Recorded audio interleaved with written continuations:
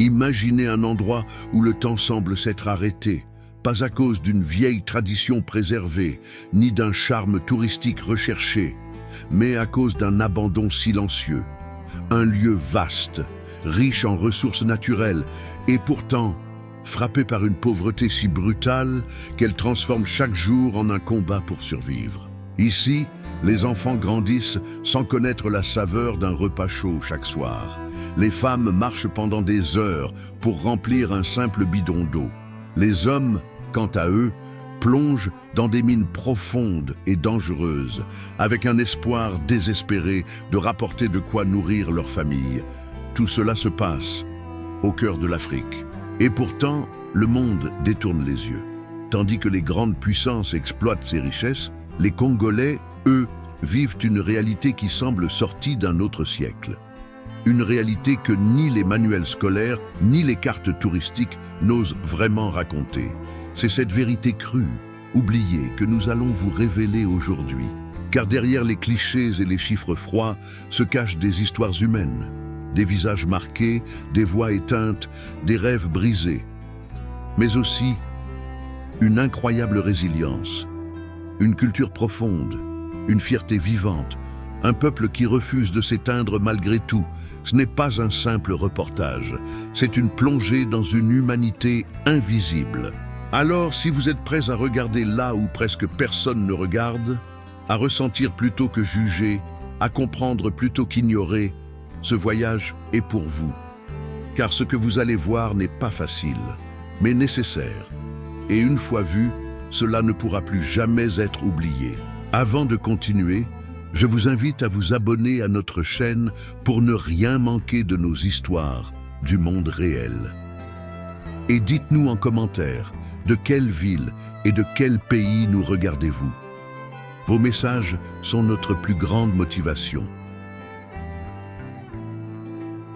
Le Congo, un nom qui évoque l'immensité, les forêts profondes, les fleuves puissants, mais aussi pour beaucoup une sorte de brouillard, car ce pays, situé au cœur de l'Afrique centrale, est souvent réduit à des stéréotypes ou carrément effacé des conversations globales. Et pourtant, il est l'un des territoires les plus riches de la planète, en minerais, en biodiversité, en histoire. Mais cette richesse apparente cache une réalité bien plus sombre. Le quotidien de millions de Congolais n'a rien à voir avec l'image d'un paradis naturel. Il ressemble plutôt à une lutte constante contre l'oubli, la pauvreté et l'exploitation. C'est un contraste violent, un sol plein d'or, de cobalt, de diamants et des enfants qui meurent de faim. Pourquoi un tel paradoxe? Pourquoi un pays si stratégique, si vital pour nos téléphones, nos voitures, nos industries, reste-t-il dans une telle misère? Les réponses prédites sont complexes, mais elles ont un point commun, l'indifférence. Celle des gouvernements étrangers, des multinationales, mais aussi celle du grand public. Ce que vous allez découvrir ici, ce ne sont pas seulement des faits, mais des vérités étouffées. Dans ce documentaire, nous allons traverser des villages reculés, des rues encombrées, des hôpitaux démunis, des écoles improvisées. Nous allons rencontrer des hommes, des femmes, des enfants, dont le simple sourire est un acte de courage. Nous allons explorer ce que signifie réellement vivre dans un pays où tout semble jouer contre vous. Préparez-vous à une immersion sans filtre, pas pour choquer gratuitement, mais pour témoigner. Car comprendre ce qu'il se passe au Congo, c'est aussi comprendre un pan oublié de l'humanité. Et peut-être, en regardant droit dans les yeux cette réalité, commencera-t-on à lui accorder enfin l'importance qu'elle mérite. Dès l'atterrissage à Kinshasa, la capitale du Congo, un sentiment étrange envahit le visiteur. La chaleur humide s'accroche à la peau, les bruits de klaxons s'entrechoquent et une odeur de terre rouge, de charbon et de foule remplit l'air. Ce n'est pas simplement un pays que l'on découvre, c'est un autre monde. Les routes sont encombrées de véhicules vieillissants, de motos surchargées, de vendeurs ambulants qui slaloment entre les voitures avec des paniers sur la tête. Les panneaux publicitaires vantent des marques occidentales, tandis que les trottoirs s'effondrent sous les pieds des enfants pieds nus. Mais ce chaos apparent cache une organisation invisible. Chacun ici connaît sa place. Le vendeur d'eau, la mère qui cuisine au charbon, l'enfant qui récupère des bouteilles plastiques. Dans ce désordre, il y a une forme de survie réglée, une danse quotidienne avec la misère. En s'éloignant de la capitale, le décor change, mais la dureté demeure. Des pistes de terre remplacent les routes, des villages surgissent comme par miracle entre deux collines, faits de maisons en terre battue, sans électricité, sans eau courante. Et pourtant, les sourires y sont plus francs, les regards plus profonds. Ici, la vie commence à l'aube. Les femmes partent chercher de l'eau au puits à plusieurs kilomètres, portant des bidons jaunes sur la tête. Les enfants, parfois dès l'âge de 3 ans, accompagnent leur mère ou restent seuls dans la poussière, faute d'école ouverte. Le silence des campagnes congolaises est trompeur. Il n'indique pas la paix, mais l'oubli. Car ces régions entières vivent sans l'aide d'aucun État, sans présence médicale, sans sécurité. C'est comme si elles n'existaient pas sur les cartes officielles. Dans certains villages, la seule lumière la nuit vient du feu de bois. Les repas sont souvent les mêmes, manioc, feuilles bouillies, parfois un peu de poisson séché. Pourtant, les habitants vous accueillent avec une hospitalité bouleversante. Ils vous offrent tout ce qu'ils ont, même s'ils n'ont presque rien. On découvre alors une force qu'aucune misère ne peut écraser. Celle d'un peuple qui, malgré tout, continue de vivre, d'aimer, de rêver. Chaque rire d'enfant, chaque chanson entonnée par une femme pendant qu'elle pile le maïs devient une forme de résistance. Mais l'interrogation demeure. Comment un pays si riche en ressources peut-il être si pauvre? Le contraste devient insoutenable quand on apprend que les sols ici contiennent du cobalt, de l'or, du coltan, indispensables à notre technologie moderne. Et c'est là que naît le malaise. Sans le Congo, nos smartphones, nos voitures électriques, nos ordinateurs n'existeraient pas. Et pourtant, ceux qui extraient ces richesses vivent dans des conditions inhumaines. Le Congo est au cœur du monde moderne, mais reste invisible pour ceux qui en profitent. Sous la terre congolaise dort un trésor, mais pour l'atteindre, il faut creuser à main nue, dans des tunnels étroits, instables, souvent sans casque ni lumière. Ce sont les mines artisanales du Congo, où chaque pelletée de terre peut coûter une vie. À Kolwezi ou à Lubumbashi, des centaines de milliers de personnes travaillent dans ces mines. Hommes, femmes, enfants. Certains n'ont que 8 ou 9 ans. Leurs mains noircies s'enfoncent dans la boue à la recherche de cobalt, de coltan, de cuivre. Les minéraux qui alimentent la révolution numérique. Il n'y a pas de machines ici. Seulement des outils rudimentaires, une pelle, un seau, une corde, pas de protection, pas de règles, juste l'espoir de remplir un sac et de le vendre pour quelques centimes. Un effort titanesque pour quelques miettes. Pendant que le monde célèbre les énergies propres et les voitures électriques, peu réalisent que le moteur silencieux de cette modernité est alimenté par la souffrance. Le cobalt congolais, essentiel aux batteries, est souvent taché de sueur et de sang. Les enfants ne vont pas à l'école. Ils passent leur journée dans la poussière et la pénombre, exposés à des effondrements, à des maladies pulmonaires, à des blessures invisibles. Le jeu est remplacé par la survie, l'enfance par l'exploitation. Et pourtant, aucune révolte. Pourquoi ? Parce qu'ici, il n'y a pas d'alternative. Travailler dans les mines, c'est parfois la seule façon de manger. C'est un cercle vicieux. La pauvreté pousse à creuser et le creusement entretient la pauvreté. Certains acheteurs occidentaux affirment ne pas être au courant. D'autres ferment volontairement les yeux, se contentant de certifications floues. Mais sur le terrain, la réalité ne ment pas. Le progrès d'un monde repose sur l'abandon silencieux d'un autre. Les visages dans les mines sont marqués par la fatigue, mais aussi par une forme de dignité.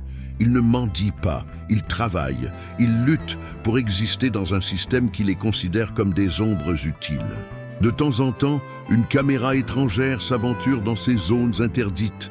Des reportages sont diffusés, des voix s'élèvent, des pétitions circulent. Mais dès que le scandale s'éloigne des écrans, les pelles recommencent à frapper la terre. Et pendant ce temps, nos téléphones vibrent, nos voitures roulent, nos ordinateurs s'allument. Rarement avons-nous conscience que chaque batterie chargée peut porter en elle le poids d'une vie humaine enterrée quelque part au Congo. Elles marchent des kilomètres, des seaux sur la tête, des enfants attachés au dos et les mains chargées de victuailles. Dans chaque village, chaque hameau, ce sont elles qui portent le quotidien. Les femmes du Congo ne crient pas leur force, elles la vivent.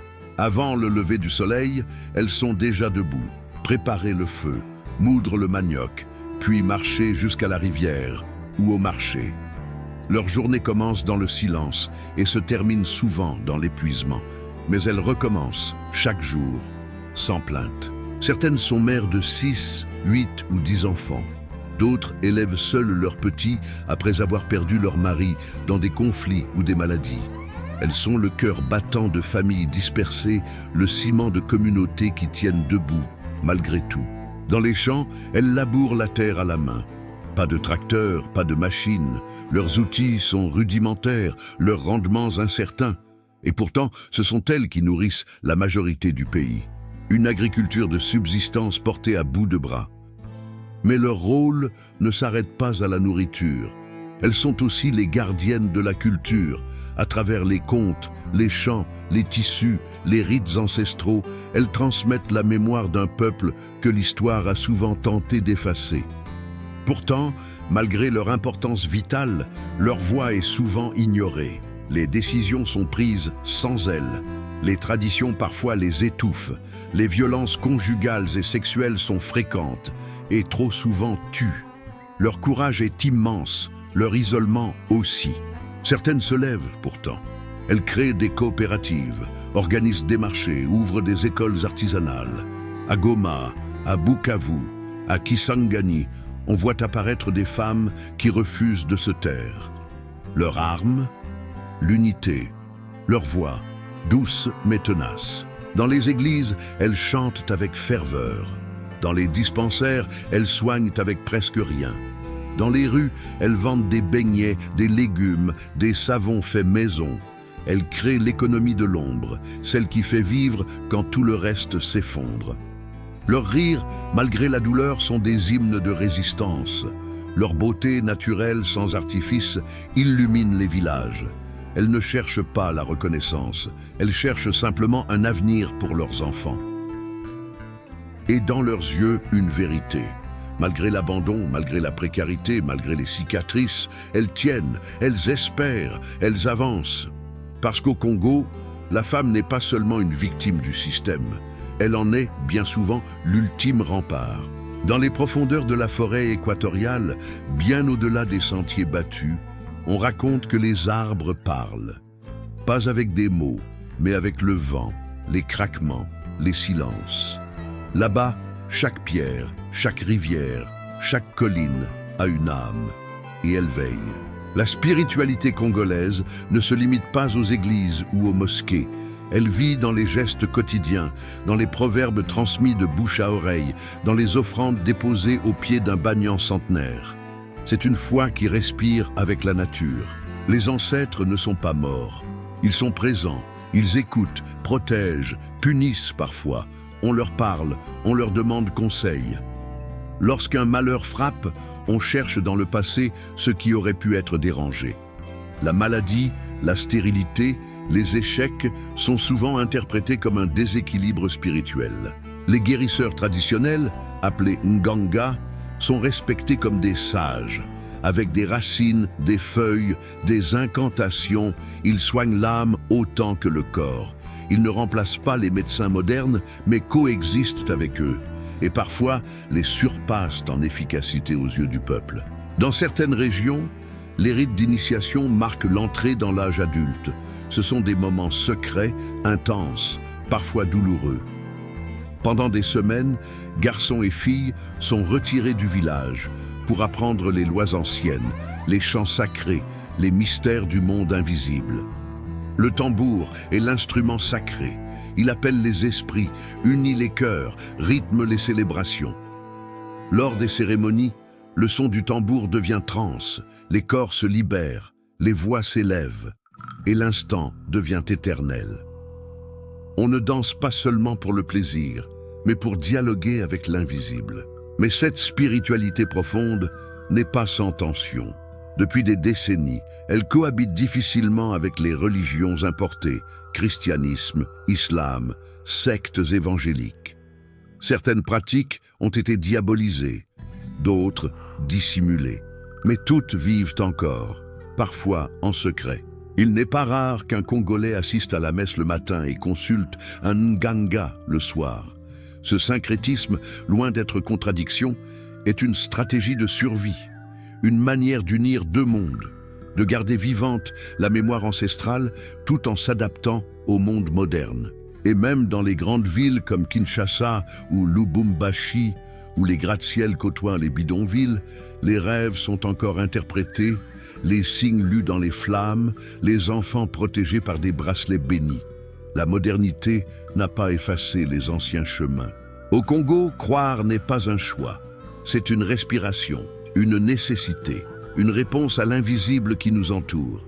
Et cette foi, enracinée dans la terre et le ciel, donne au peuple une force que rien ne peut briser, une lumière qui ne vacille jamais.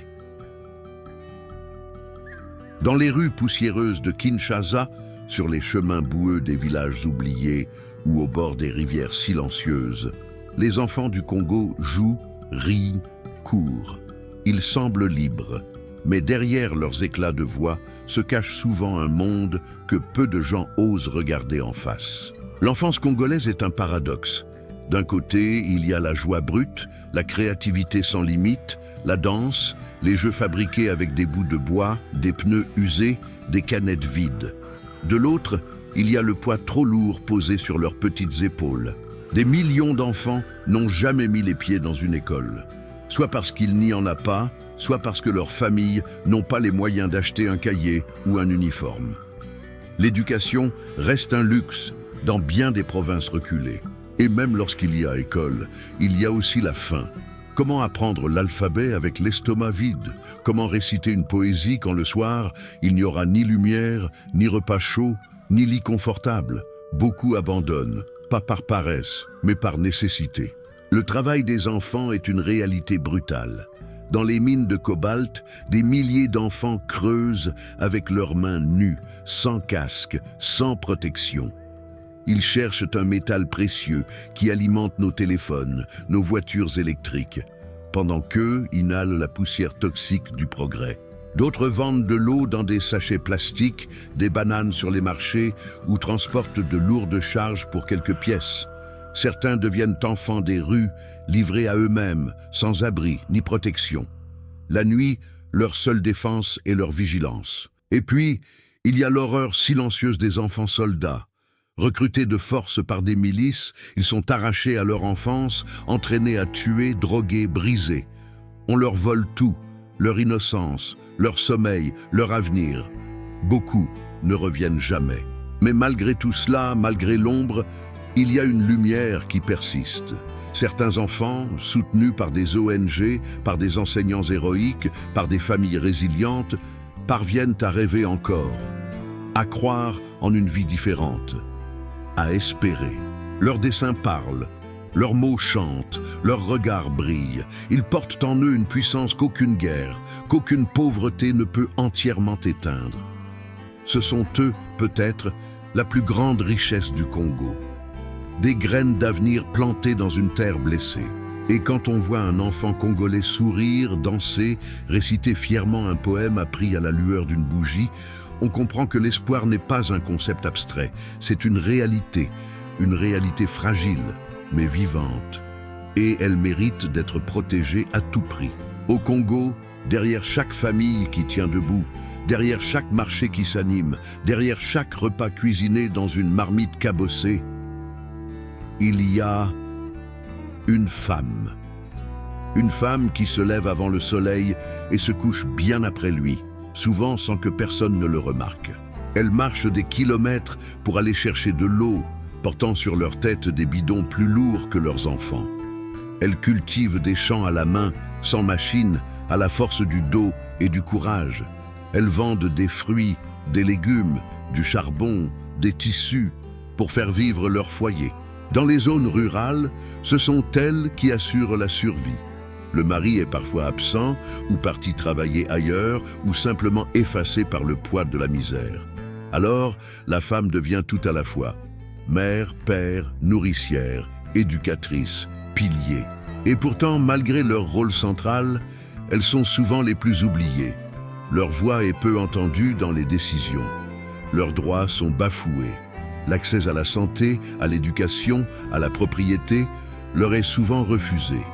Et la violence, parfois, fait d'elles des victimes silencieuses. Dans l'est du Congo, la guerre a fait des femmes des cibles.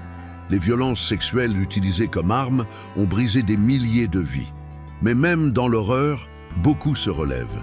Soutenues par des associations, des médecins, par d'autres femmes, elles se reconstruisent avec une dignité bouleversante. Dans les villes, on les voit derrière les étals des marchés, négociant avec fermeté. On les croise sur des motos, sur les routes, tenant un bébé d'un bras et un sac de provisions de l'autre.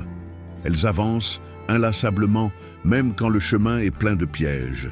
Et puis, il y a celles qui enseignent, qui forment, qui dirigent des associations, qui s'impliquent dans la politique locale.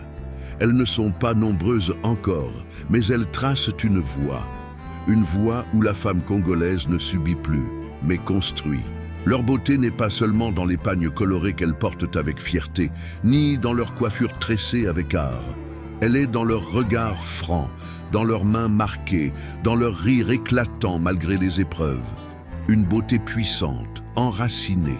La maternité ici est sacrée, mais ce n'est pas un choix léger. Chaque grossesse est un pari sur la vie. L'accès aux soins est rare, les risques sont grands. Et pourtant, les femmes donnent la vie, encore et encore, comme un acte de foi. Le Congo vit parce que ces femmes tiennent debout, parce qu'elles refusent de plier, parce qu'elles aiment, elles luttent, elles rêvent. Et peut-être que la reconstruction d'un pays passe d'abord par là. Reconnaître que sans elles, il n'y a pas d'avenir. Quand tout vacille, que reste-t-il? Au Congo, la réponse est souvent la même, la foi. C'est elle qui soutient les âmes quand les murs s'écroulent. C'est elle qu'on chante à plein poumon dans les églises faites de tôle, sous un soleil brûlant ou une pluie battante. Partout dans le pays, la religion est une présence constante. Églises, temples, mosquées, il y en a plus que d'écoles ou d'hôpitaux. Elles sont les piliers invisibles d'un peuple qui refuse de désespérer. Car croire, ici, c'est résister. Le dimanche, même les chemins les plus reculés voient passer des foules de fidèles. Certains marchent pendant des heures, en tenue de fête, Bible à la main, sourire aux lèvres. Ils n'ont peut-être rien dans les poches, mais ils portent une richesse que rien ne peut voler, la foi. Les chants résonnent dans les collines, portés par des voix puissantes, pleines d'émotion. Chaque mot est une prière, chaque note une offrande. Les enfants dansent, les anciens lèvent les bras au ciel. Et dans ce souffle collectif, la douleur semble reculer. Mais la foi n'est pas qu'une célébration, c'est un refuge dans le silence. Une bougie allumée dans une case, un chapelet entre les doigts d'une grand-mère, un verset récité au chevet d'un malade, une main posée sur l'épaule d'un orphelin, en guise de bénédiction. Pour beaucoup, Dieu n'est pas une abstraction, il est une présence réelle, qui écoute, qui répond, qui console. Dans les témoignages, on parle de guérison, de miracles, de rêves qui orientent, de voix intérieures qui avertissent. Le spirituel se mêle au quotidien. Et pourtant, la foi n'efface pas tout. Elle cohabite avec la souffrance, avec les doutes, avec l'injustice, mais elle donne du sens. Elle transforme la peur en espérance. Elle offre des mots quand il n'y en a plus. Et parfois, c'est tout ce qu'on peut espérer. Dans certaines régions, les mouvements spirituels prennent des formes ancestrales. Les croyances traditionnelles, les rituels, les guérisseurs coexistent avec le christianisme ou l'islam. La spiritualité congolaise est vivante, fluide, enracinée dans l'histoire et les légendes. On prie pour la pluie, pour la paix, pour un enfant qui tousse trop fort, pour un examen à venir. On prie aussi pour que le pays guérisse, que la justice revienne, que les armes se taisent enfin. Et ces prières, parfois murmurées, sont autant de cris que le ciel entend. Dans les ténèbres, la foi est une flamme, petite, fragile, mais indomptable. Elle éclaire les pas des plus perdus. Elle réchauffe ceux que le monde a oubliés. Et dans ce pays où tout manque, elle est peut-être ce qui abonde le plus. Une foi vibrante, brûlante, indestructible. Le Congo n'est pas un simple territoire sur une carte. C'est un monde en soi, un monde qui crie, qui chante, qui pleure et qui danse. Un monde de contrastes, de douleurs profondes et de beautés inattendues. Ici, chaque jour est une bataille, mais aussi une victoire silencieuse. Ce pays nous tend un miroir. Il nous montre ce que c'est que de vivre avec peu, mais de ressentir profondément. Ce que c'est que d'endurer sans s'endurcir, d'espérer sans illusion. Le Congo, dans sa rudesse, nous rappelle que l'humain peut tout perdre, sauf sa dignité. Loin des projecteurs, dans l'ombre des forêts et des ruelles de terre battue, des millions de vies avancent, une prière à la bouche, un fardeau sur le dos et un feu dans le cœur. Leur résilience n'est pas une légende, c'est leur quotidien. Alors, si ce voyage vous a touché, ne l'oubliez pas. Parlez-en, partagez-le. Et surtout, souvenez-vous que derrière chaque image, chaque mot, il y a des êtres humains, des frères, des sœurs, des visages que vous ne verrez jamais, mais dont l'histoire mérite d'être entendue. Merci d'avoir regardé ce récit jusqu'à la fin. Si vous aussi, vous avez été ému par la force et la simplicité de ce peuple, dites-nous en commentaire de quelle ville et de quel pays vous nous regardez. Et n'oubliez pas de vous abonner à notre chaîne pour découvrir d'autres histoires vraies, profondes, souvent oubliées, mais qui méritent d'être racontées.